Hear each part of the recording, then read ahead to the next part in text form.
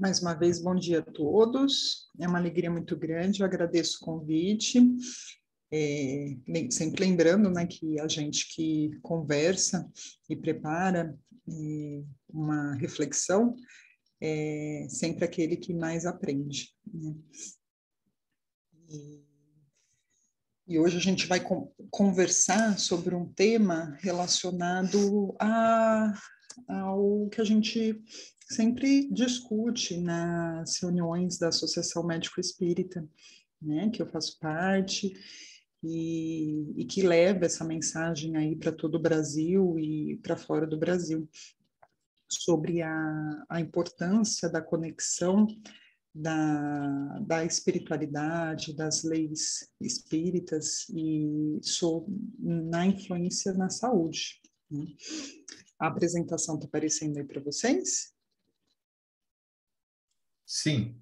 Sim? Deixa eu só preparar para passar aqui. Qualquer problema na apresentação, separar, vocês me avisem, por favor, tá bom? Fica tranquila, Vanessa.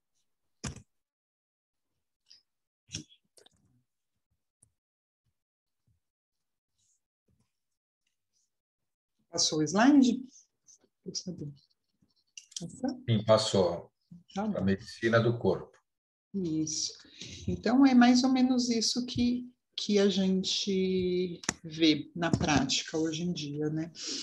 Com mudança aí ao longo dos anos, graças a Deus, né? Então, historicamente, havia uma conexão importante entre as leis espirituais e a medicina há muitos anos atrás, né? Depois houve uma cisão, e hoje em dia o que se vê na prática, na maior parte da aplicação da medicina tradicional nas sociedades e no planeta, é a medicina ortodoxa, né, que continua aí, como diz o Amit Goswami, a pensar estritamente de acordo com a física clássica, mesmo 100 anos depois do advento das novas ideias quânticas, né? E o que ela prega, né? Que os órgãos são peças desmontáveis, sem interconexão.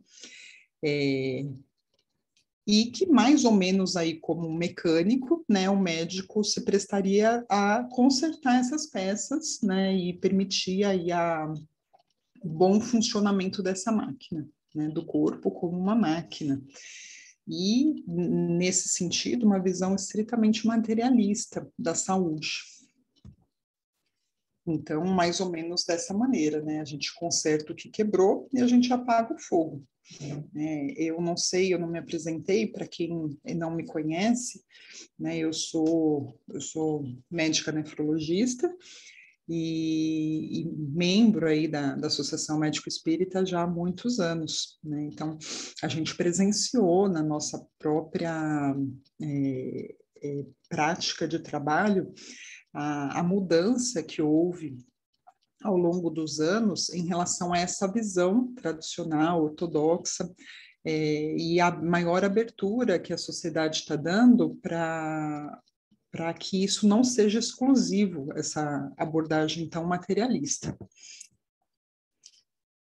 Então, a visão atual da medicina que predomina na maior parte das sociedades, né, é a falta da visão da integração do ser humano com um aspecto que transcenda exclusivamente o corpo, né, que é a alma. Então, isso que predomina, né, e o que fica de reflexão seria o questionamento, né, será que dessa maneira nós estamos com mais saúde? Isso é a pergunta que a gente se faz. Quando a gente desenvolve uma visão mais abrangente da saúde, né, a gente considera que o ser humano é mais que exclusivamente o seu corpo biológico, né? Ele, além do corpo, existe algo que transcende ele, né? Que seria o espírito. Nesse aspecto, a gente introduz questões filosóficas e morais como fatores que influenciem na saúde ou na doença. Reformulamos o conceito de cura e tratamos o doente e não a doença, né? E, graças a Deus, existem muitos estudiosos nesse caminho, né, nesse sentido, e muitos livros publicados, né? Então, desde estudos epidemiológicos em que é observado que a presença de uma filiação religiosa, ou seja, o indivíduo pertencer a alguma religião, independentemente de qual seja, né, isso confere à pessoa um efeito protetor sobre a saúde, né? E o mecanismo pelo qual esse efeito protetor atuaria estaria principalmente no que diz respeito à influência dos aspectos da espiritualidade sobre a mudança no comportamento. E nesse sentido, a gente vê que a reflexão sobre a reforma íntima é o que está por trás disso. Né? Então, mais uma vez, a importância da reformulação dos nossos sentimentos, das nossas atitudes sobre o nosso dia a dia, sobre a nossa postura e as consequências que isso acaba tendo na nossa saúde.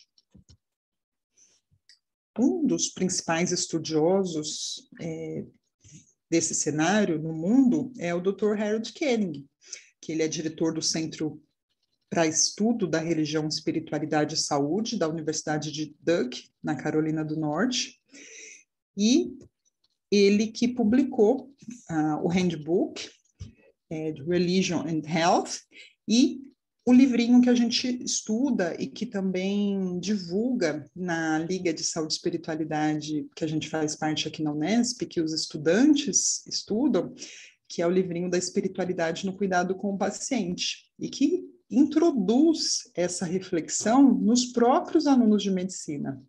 Aliás, no mundo existem disciplinas sobre esse estudo, disciplinas obrigatórias ou optativas, né, nas várias faculdades de medicina ao redor do planeta, né, principalmente nos Estados Unidos.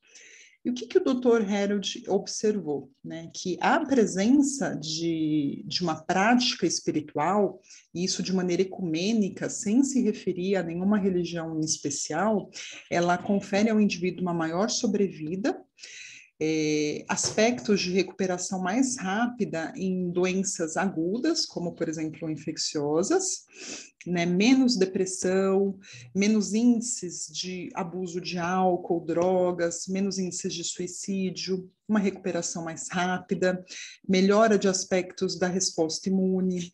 Então, tem muitas vantagens relacionadas à presença de uma filiação religiosa. Muitos estudos, no livro ele fala sobre cerca de 52 estudos, né, em que a maior parte mostra que, inclusive, tem consequências em termos de sobrevida, né, uma taxa aí de sobrevivência melhor, né.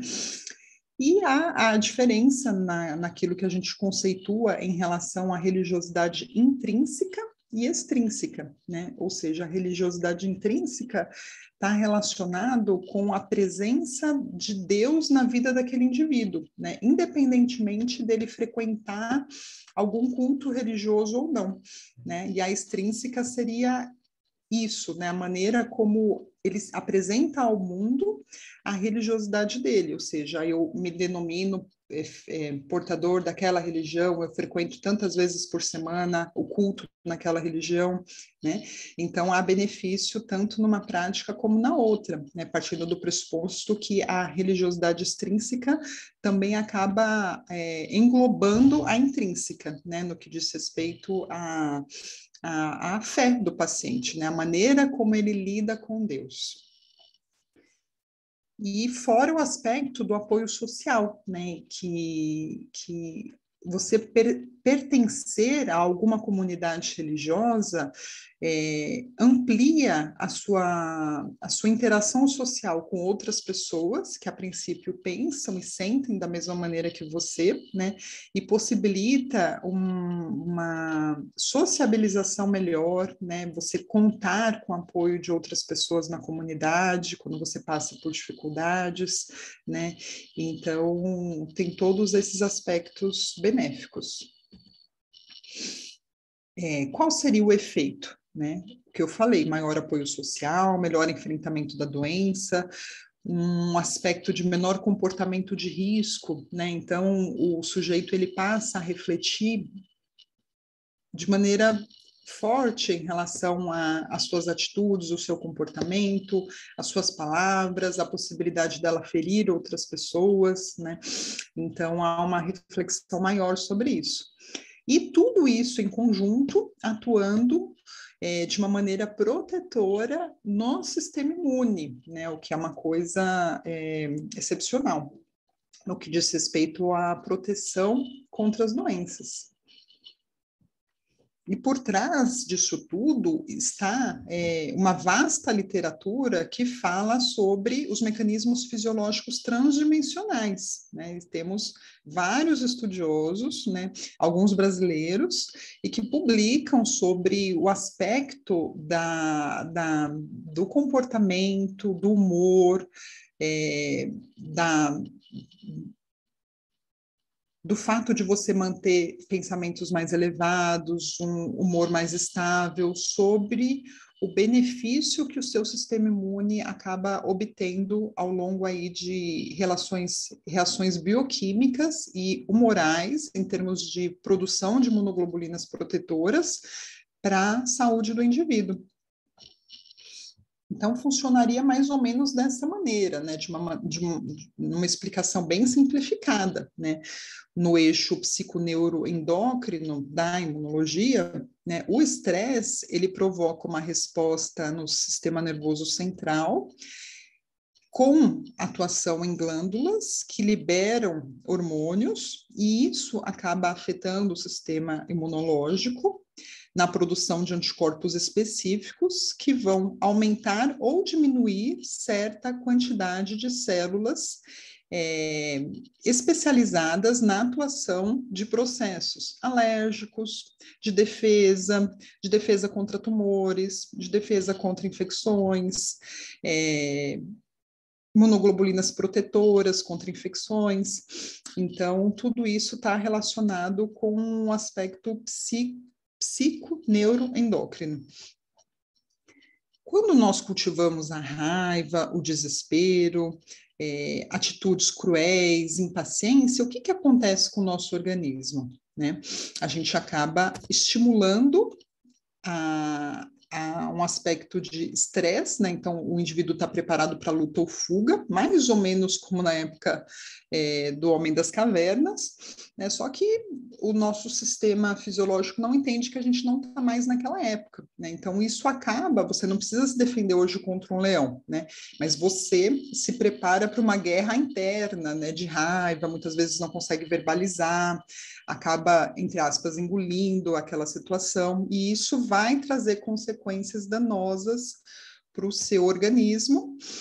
No que diz respeito a um aspecto delicado, né, que é, se a gente acaba repetindo esse padrão de comportamento, é como se estivéssemos provocando um suicídio indireto, né?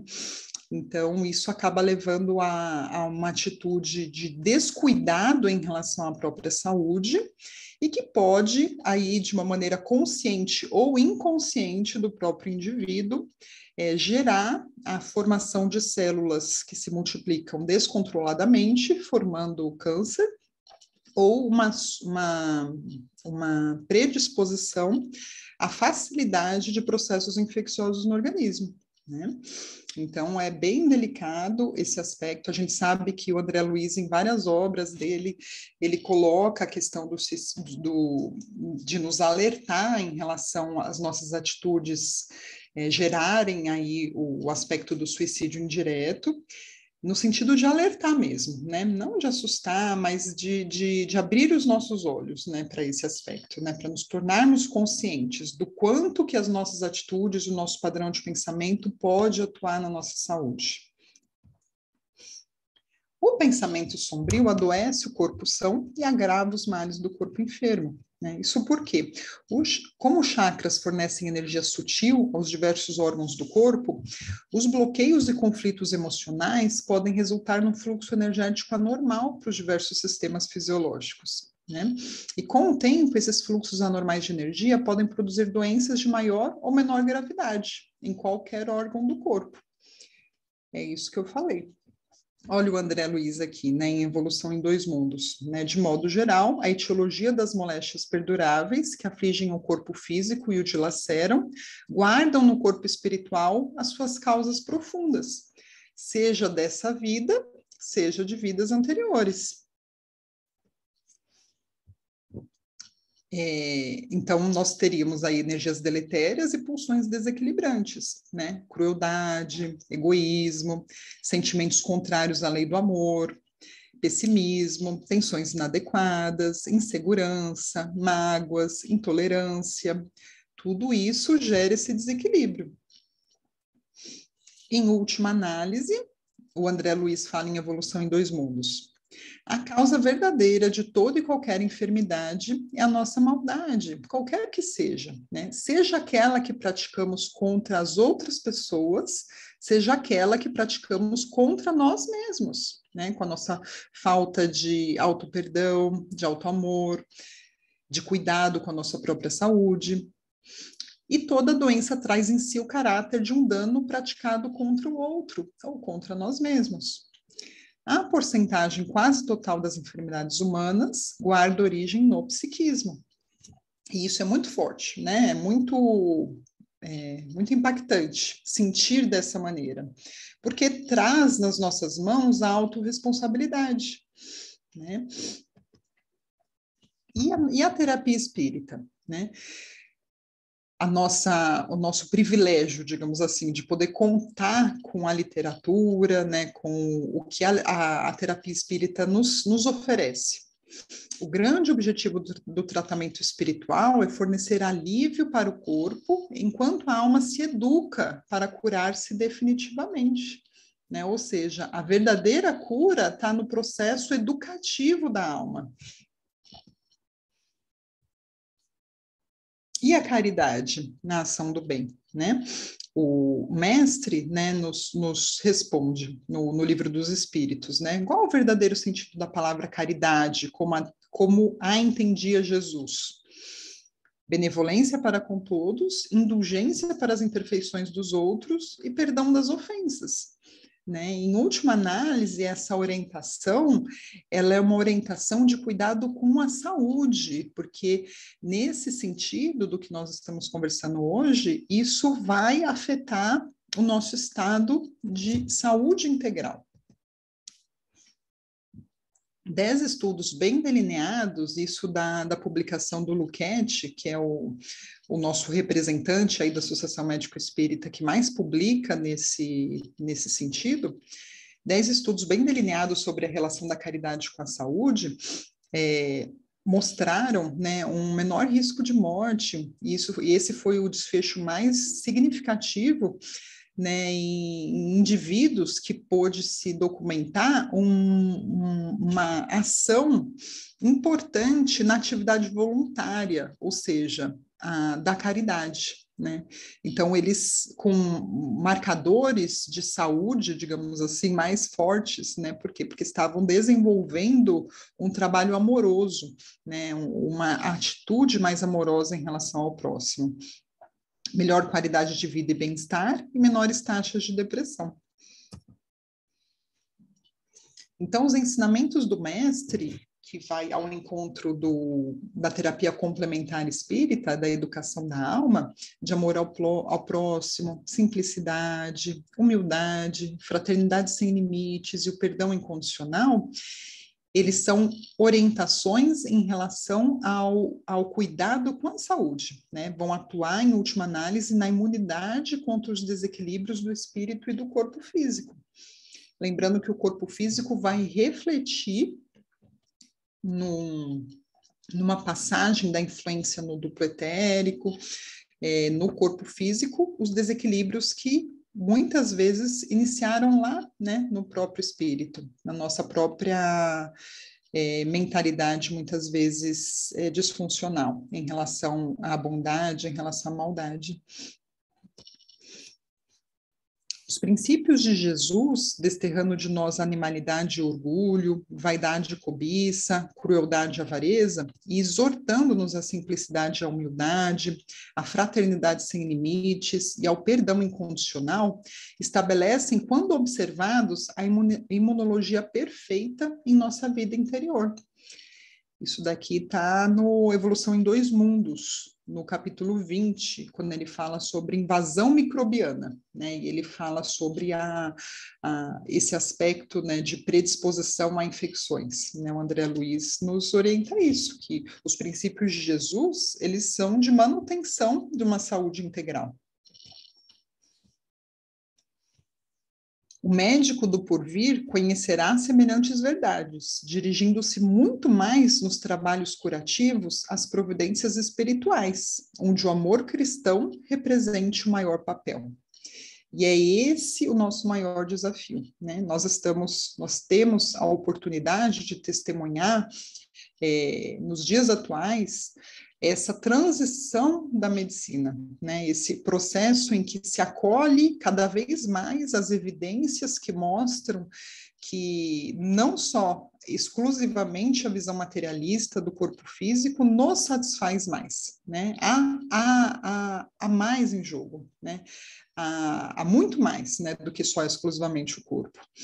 E nosso papel é educativo em relação a nós próprios e educativo em relação aos nossos semelhantes e aos futuros médicos, né? Por isso que esse tipo de reflexão existe na academia, existe nas faculdades de medicina, e é um grande privilégio poder atuar nesse processo educativo dos novos médicos aí, que nós sabemos que são espíritos já preparados para isso, né? É isso que eu queria falar. Muito obrigada.